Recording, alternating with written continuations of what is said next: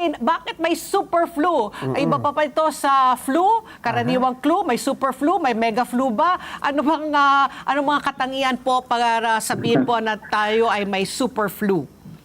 Okay, yung tinatawag ngayon na super flu, Pat, no?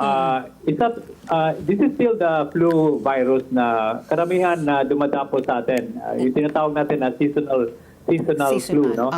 But ang pagkaiba lang nito, this subtype now, yung tinatawag natin as influenza A H3N2, meron siyang mutation. Ibig sabihin, nag-iba yung hugis na nung mikrobyo. Okay. Na hindi na yan kagaya yung mga nakikita natin for the past several years, no?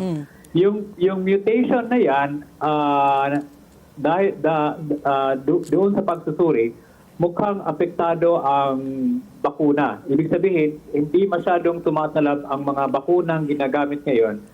Most likely, baka dahil doon sa mutation, nag-iba yung hugis. No? Baka hindi na-recognize ng antibody natin dahil nag-iba yung hugis ng virus. So ano ang nangyayari? Yung mikrobyo, maraming nadapuan, maraming nagkakasakit, maraming napunta sa hospital, maraming napunta sa emergency department doon sa mga bansa na mataas talaga ang circulation nitong subclade K. At most of those na napunta doon sa mga ganitong hospital ay mostly are still the unvaccinated. Oh, okay. Ako, Doktor Solante, umubo ka na. Parang nahawa.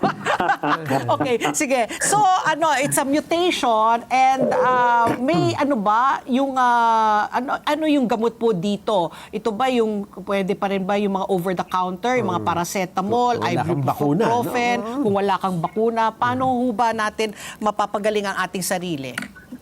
Oo. So doon sa mga nabakunahan, hindi dapat magpanik, no? Kasi may bisa pa naman yung mga bakuna natin, eh, no? Hindi naman zero ang protection yan, no? So meron pa rin 50, 60%. So malaking bagay yung mga nabakunahan dahil nandoon pa rin yung protection na hindi ka ma-hospital, hindi ka magka-severe flu, no?